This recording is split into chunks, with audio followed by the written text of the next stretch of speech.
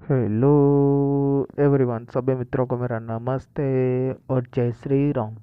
मित्रों, आज के इस वीडियो में हम इतिहास विषय की पाठ योजना के बारे में पढ़ेंगे कि किस प्रकार से बनाई जाती है।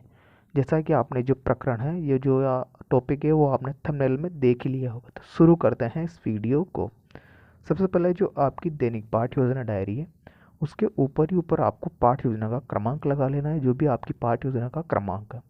उसके पश्चात में आपका जिस विद्यालय में बीएड का प्रशिक्षण प्रोग्राम या बीएसटीसी का प्रोग्राम चल रहा है, उस विद्यालय का आपको नाम लिख देना। जैसा मैंने लिखा है, राजकीय उच्च माध्यमिक विद्यालय बनवाड़। उसके पश्चात में छात्र अध्यापक या अध्यापिका जो भी आपका नाम है, तो वो आपका नाम आ जाएगा।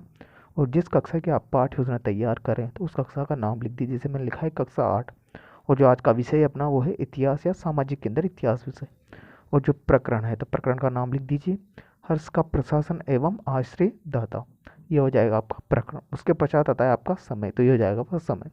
मित्रों, अगर आपको और भी पाठ योजना की आवश्यकता हो, तो प्लीज़ हमारे चैनल के पेज पे जाएं। वहाँ पर आपको प्लेलिस्ट मिलेगी। उस प्लेलिस्ट के अंदर आपको और बहुत सारी पाठ योजनाएं मिल जाएगी। उसके पश्चात में आपको हेडिंग लगा लेनी है शिक्षण के उद्देश्य।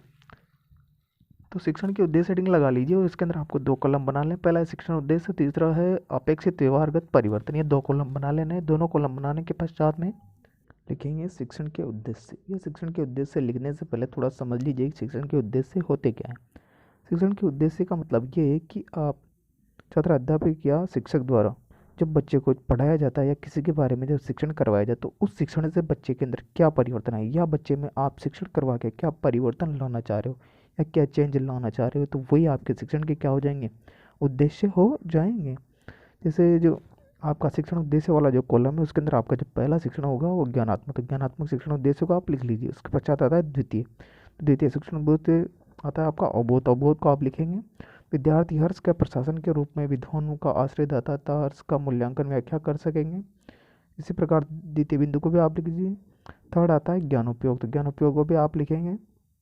इसके पश्चात है चतुर्थ। चतुर्थ कौशल को लिख लीजिए आप थोड़ा सा। जो मैंने लिखा है उसी प्रकार से आपको ये 4 के 4 कौशल लिख लेना है। इसी तरह से आपको जो 4 के 4 शिक्षण उद्देश्य लिखना है। इसके पश्चात जो नेक्स्ट शिक्षण का उद्देश्य है 5वां, वो है अभिरुचि। तो अभिरुचि के आप लिखेंगे विद्यार्थी हर्ष के प्रशासन के रूप में विद्वानों का आश्रय तथा प्रशासन का मूल्यांकन के अध्ययन में रुचि ले सकेंगे।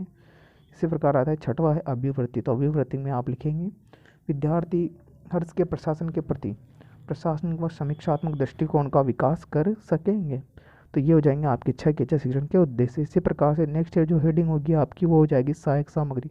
सहायक सामग्री से तात्पर्य है कि छात्र अध्यापक अथवा शिक्षक द्वारा जो शिक्षण करवाया जाता है, तो शिक्षण करवाते समय जो जो सामग्री उनके शिक्षण में सहायता करती है, वो सारी शिक्षण सहायक सामग्री, जैसे चौक, डस्टक, यहाँ पट, लपेट, पलक, सारी इत्यादि कक्षा उपयोगी सारी सामग्री। उसके पश्चात में आपको हेडिंग डाल लेनी है पूर्व ज्ञान। पूर्व ज्ञान हेडिंग डाल लीजिए और इसमें लिखिएगा पूर्व ज्ञान हेडिंग डाल के विद्यार्थियों को हर्ष के प्रशासन के बारे में सामान्य जानकारी, या विद्यार्थी हर्ष के प्रशासन के बारे में सामान्य जानकारी रखते हैं। तो इस प्रकार से आपकी मित्रों, अगर आपको इतिहास या किसी भी विषय से संबंधित अगर पाठ योजना की आपको आवश्यकता है, तो प्लीज़ हमारे चैनल के पेज पे जाएं। वहाँ पर आपको प्लेलिस्ट मिलेगी। उस प्लेलिस्ट के अंदर आपको सभी पाठ योजनाएं, सभी विषय से संबंधित पाठ योजनाएं वहाँ पर आपको उपलब्ध हो जाएगी। उसके पश्चात जो आपकी नेक्स्ट हेडिंग है, वो हो जाएगा आपका प्रस्तावना प्रश्न।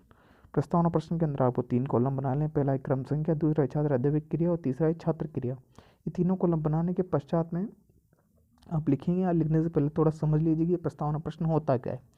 छात्र अध्यापक या शिक्षक द्वारा जब कोई पाठ्य योजना तैयार की जाती है, जिसका सबसे महत्वपूर्ण भाग होता है वो उसका प्रस्तावना प्रश्न होता है। क्योंकि प्रस्तावना प्रश्न आपका जितना अच्छा होगा या जितना प्रभावपूर्ण होगा, आपकी पाठ्य योजना भी उतनी प्रभावपूर्ण बनेगी।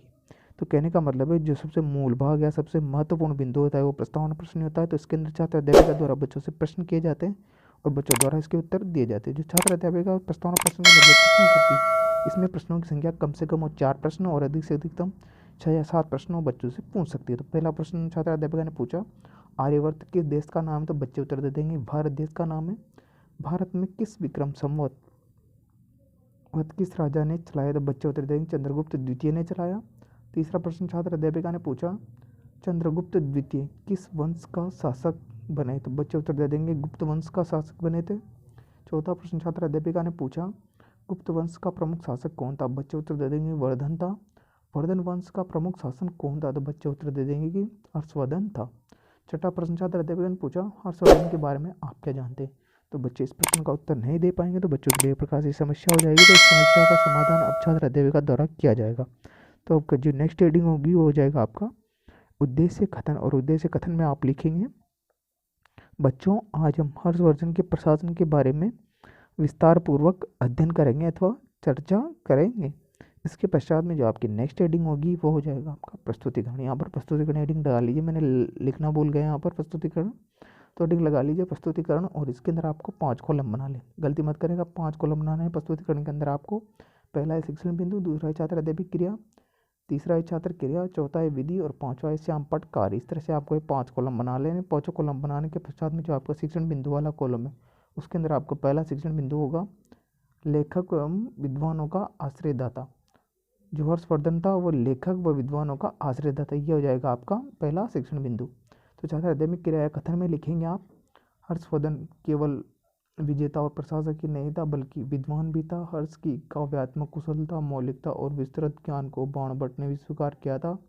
हर्ष को रत्नावली, प्रियदर्शनी, नागनंद की रचना का श्रेय भी दिया जाता है। जयदत्त ने कृति गीता गोविंदम में कहा था, एक कालिदास और व्यास की भांति हर्ष भी एक महान कवि था। हर्ष की दरबार में कई विद्वान भी बाणभट्ट में से एक प्रमुख था।